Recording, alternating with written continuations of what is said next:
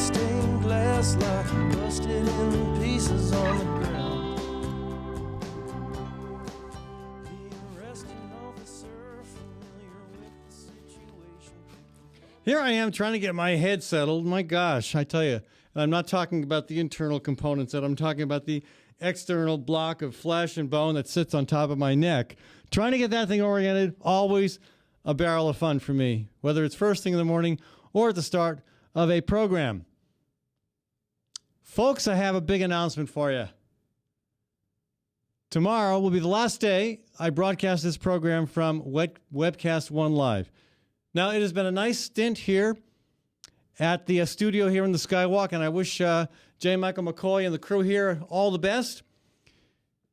But we're moving on to, for me, what is it's a combination of nostalgia and greener pastures. I'm excited about the prospects for what this holds. There is a station here in Des Moines. Maybe some of you are familiar with it. It's called La Reina. It is 1260 AM. It's a Spanish-speaking station. Y no, yo no voy a hacer mi programa en español. I'm not going to do my show in Spanish because you know what? I embarrass myself badly enough in English on a regular basis. You know what it would look like for me to try to do a show in Spanish? So, no, we're going to do the show in English. We're going to do it on a Spanish-speaking station. This is diversity at its finest. A station that, as far as I know, according to the station owner, this is the first program in the 3 years that they've operated that will be in English. I'm very excited about this. Very excited about this because I think, I know a lot of the programming I do will be of interest to the station's Spanish-speaking audience, but we're going to be bringing new people to the conversation, new people to the station who I think will then check out some of the other great programming that La Reina has to offer. So I'm excited about this. Yeah, we're going to kick it off with a once-a-week offering starting next Monday. It'll be Monday, December 1st from 11 to noon. And best of all, I get to bring my producer with me. Even though she doesn't really want to go, she wants to stay here. She doesn't like me very much. She's really sick of working with me. Yeah, she's rolling her eyes right now. No, Maddie Kane will continue to be the producer of this show, and I'm very excited about it. So, folks, we'll tell you more about that with the email updates that I send out. If you'd like to receive those, www.fallonforum.com. All right, folks, if you're listening on KHOI or KPVL, remember this is a pre-recorded program, and you can always hear the Fallon Forum live on Monday starting next week from 11 to 12 on www.fallonforum.com. Today, and again, for those of you listening on the radio, the second half of the show, we're going to talk about the Trans-Pacific Partnership.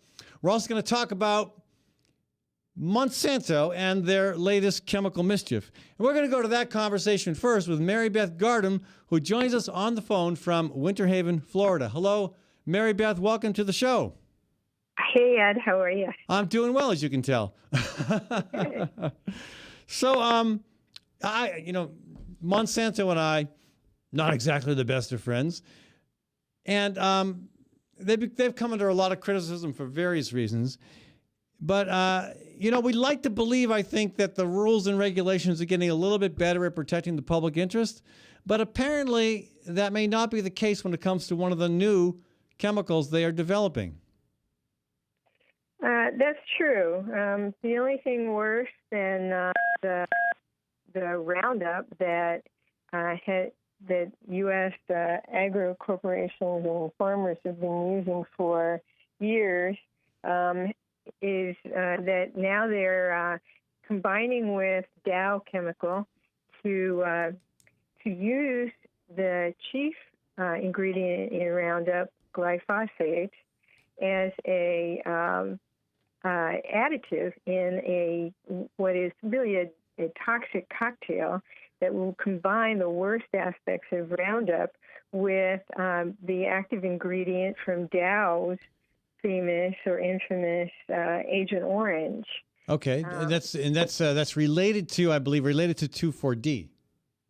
Yes, 2,4-D is in Agent Orange, and it will be combined with glyphosate from Roundup, and they're marketing this in a product called Enlist Duo. Now, this the title of it alone really offends me. Um, because I'm not really up for enlisting, and I don't really want my children and grandchildren suffering the health repercussions that enlisting, whether I want to or not, is going to bring them. Okay, so one thing that surprises me here is Monsanto partnering with Dow Chemical. Why would they need to partner with another chemical company to produce something that is in the line of the products they produce regularly on their own? Well, they've been using Roundup for a really long time in very huge amounts and frequencies, and the result of it has been disastrous for the organic health of the soil, but it's also created what they're calling super weeds.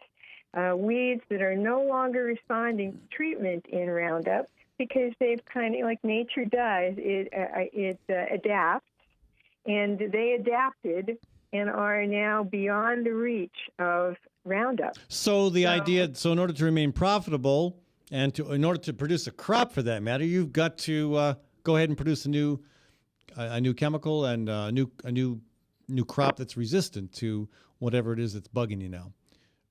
Well, the alternative, of course, would be to use sustainable methods. Right, but you can't make a lot of money doing that, though. That's not going to make Monsanto rich. That's right.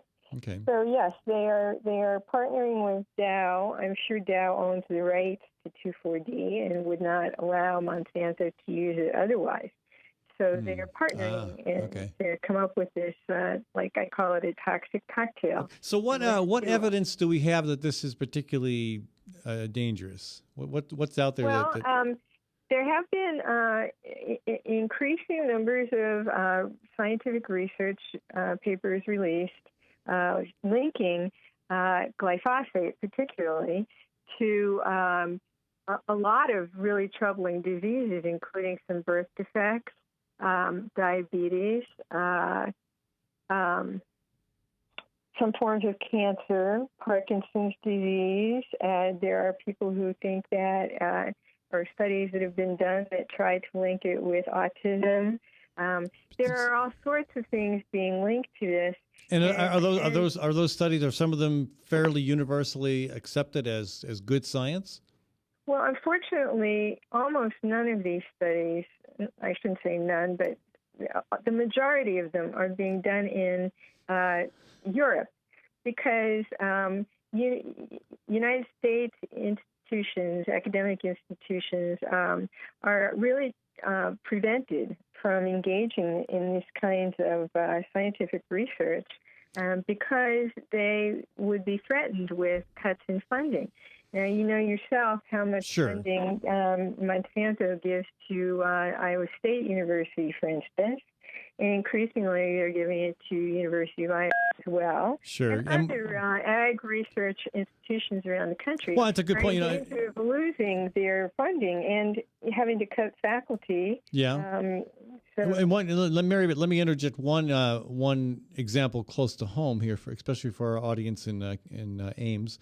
There's been a lot of criticism of Bruce Rastetter, who is a key operative in the Republican Party and also president of the Board of Regents. I believe he's still president of the Board of Regents. He's on the Board of Regents and a huge donor to the Agricultural College at Iowa State University.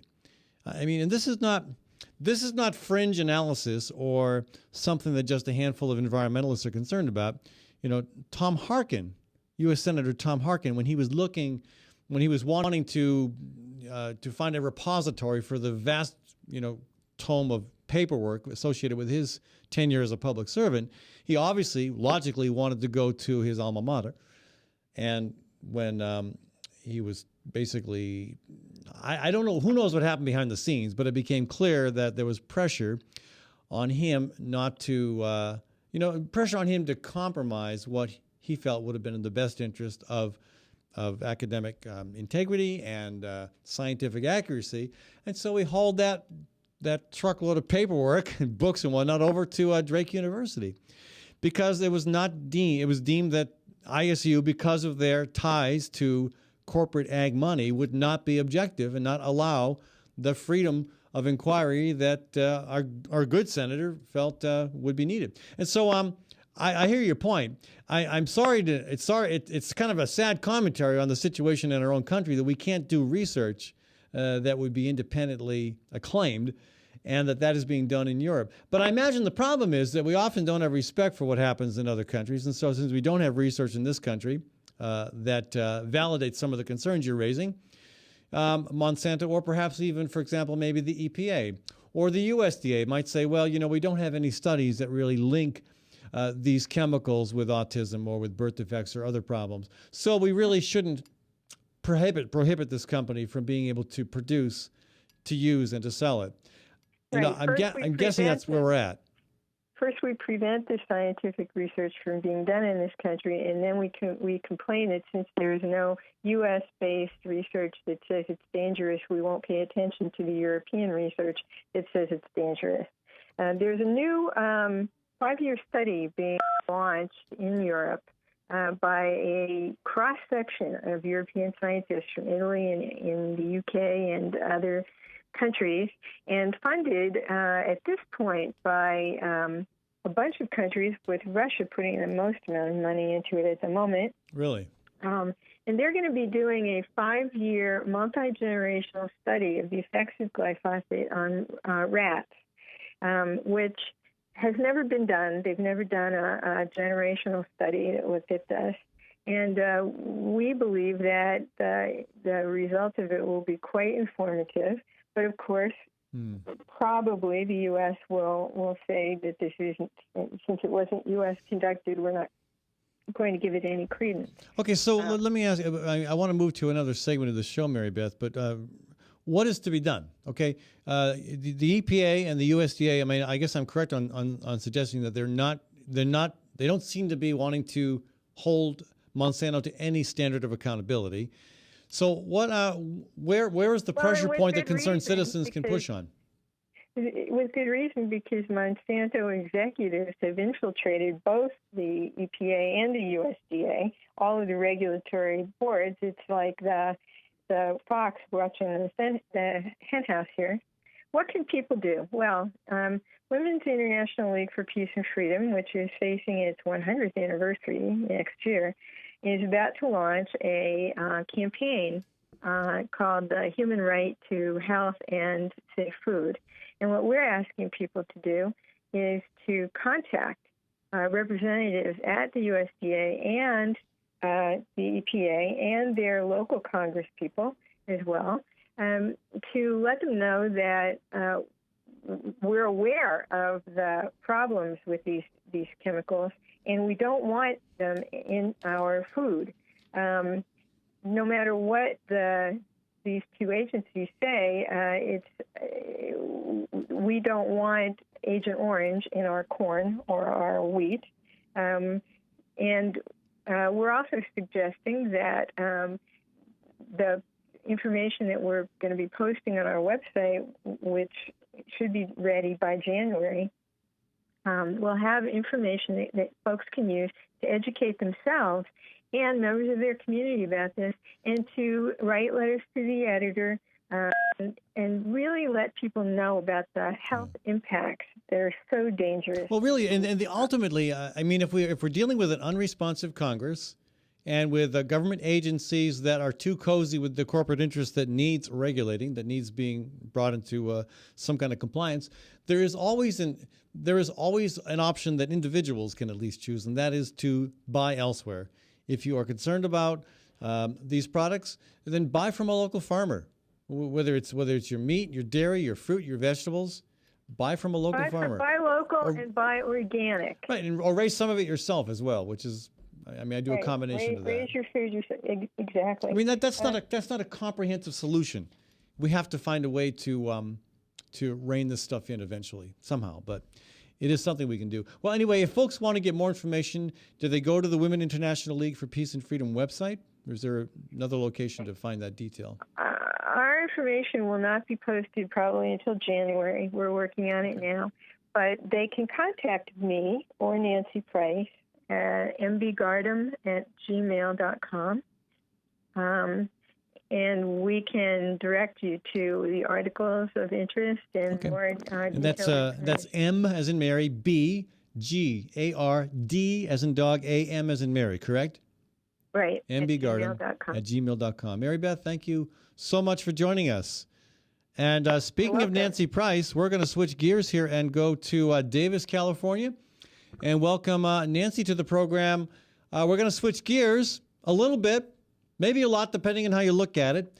The Trans-Pacific Partnership is an issue that came up frequently during the Great March for Climate Action.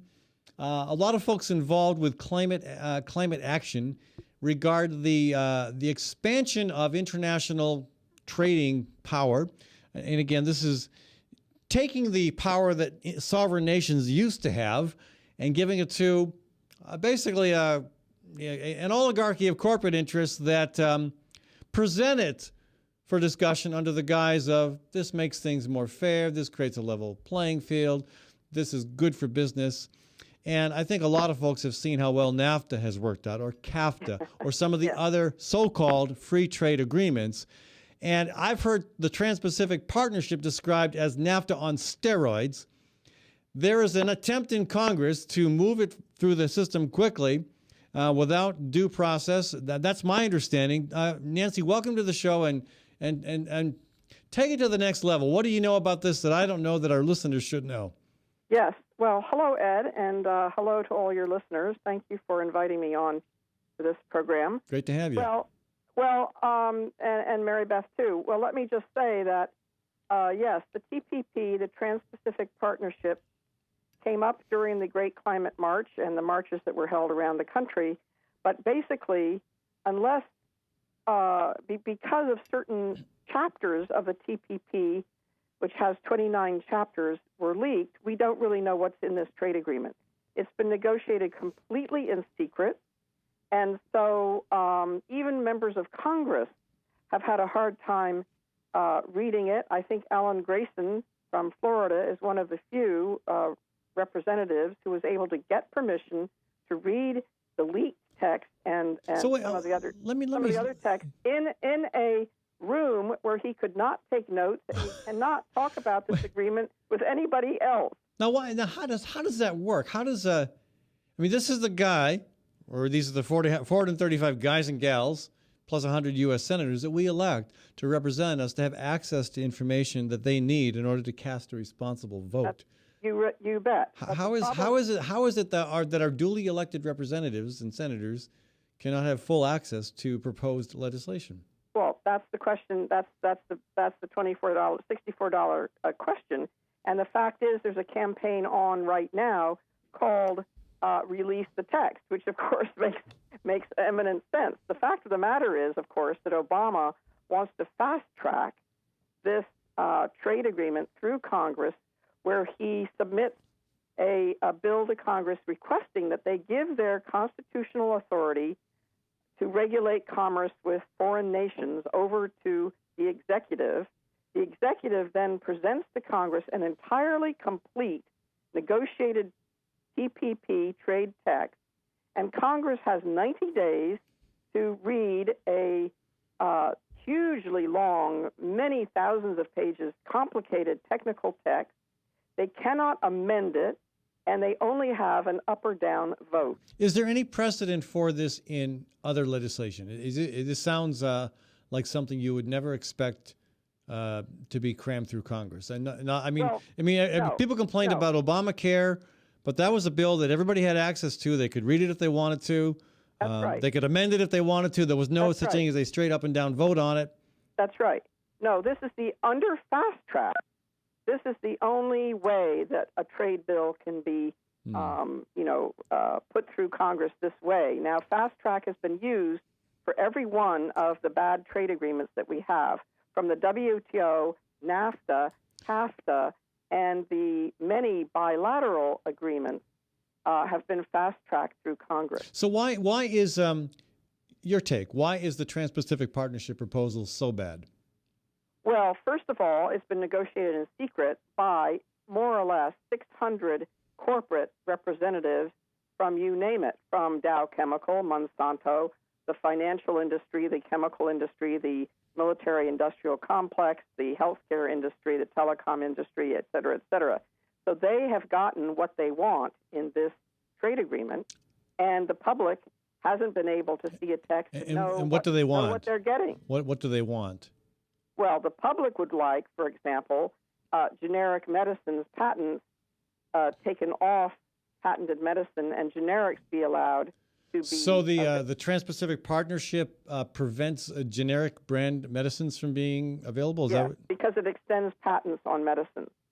Okay. It will probably create a 2 or 3 tiered internet. But let me ask you, since the thing is being negotiated in secret and even our elected officials can't fully examine it, how do we know these things to be true? Well, a couple of the chapters, there are 29 chapters, and some of the chapters have been leaked. For example, the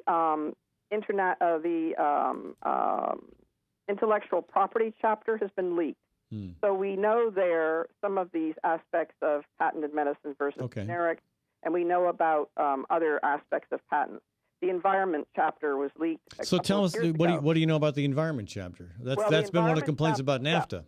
Right. The environment chapter was leaked, and the conclusion of that chapter is there will be no significant environmental harm as a result of the TPP. Now, we know with more offshoring and manufacturing overseas and ocean transport of manufactured goods that we will have more carbon emissions and more impact on global warming and extreme weather events. We know, for example, that the investment chapter was leaked, and it contains the same kinds of provisions for corporations to sue a nation state over current and future lost profits and go to a secret international trade court where local and state governments do not have representation. So let me ask you this: we've got NAFTA, the North American Free Trade Association. Exactly, right. We've got CAFTA, which is Central America. I don't even know why CAFTA is needed if you've got North America. I guess maybe that just brings another layer in. Well, no, NAFTA only included Mexico. Oh, sorry, sorry, yes, and then CAFTA brought in the rest of the Central American countries. But what about you've got the WTO, the World Trade Organization? Okay, the World Trade Organization has 160 countries. The TPP will have 12 countries. Right, but why need a treaty with 12 countries when you've got a WTO that covers 160? Well, because the WTO has been to some extent stalled, and they haven't gotten all they want. So now they're trying to create these regional trade agreements that, in theory, address the regional needs. So they're trying to do an end run around a World Trade Organization by creating lots of bilateral, multilateral agreements. And these larger agreements. So, for example, the TPP has a docking agreement in it where any country can join the 12 of the current TPP and expand the regional scope and the corporate scope of the TPP. Well, gosh, now, Nancy, they're also negotiating the European Union. The European Union-U.S. trade agreement will have 28 countries, and together those two agreements would cover 60% of the global economy. Gotcha. Nancy, we could talk about this for a long time. I think it's interesting. I think it's pretty darn important, and I'd like to have you back on my show sometime, probably after the first of the year. Let's see how things are moving. Yes. And this will be again. I'll be on a new radio station, as I mentioned earlier, which I'm very excited about. That. Yeah. So the new Congress gets sworn in on January 5th, and then we really have to be sure that fast track does not get passed by that Congress. Okay. Let's I'd be delighted. I'd be delighted to be back on and raise the alarm and have people commit to actions. Let's do that. Let's do that. Nancy Price, folks, joining us from Davis, California, and someone who has been tracking closely the conversation about the Trans-Pacific Partnership, a.k.a. the TPP, which many people feel would be NAFTA on steroids and really bad for the planet, for the economy, for sovereignty, and bad in a lot of ways. Some ways in which we don't know about because there's so much that we haven't seen. I know. Nancy, I've got to run. I'm out of time. Yeah, okay. Fine. Okay, sorry. We'll talk in January. We'll have you back before Congress goes too far into doing any more damage. Anyway, thanks so much for joining us. Thanks also to Marybeth Gardam. Thanks to Maddie Kane, my producer, and thanks to Webcast One Live. I'll be back tomorrow.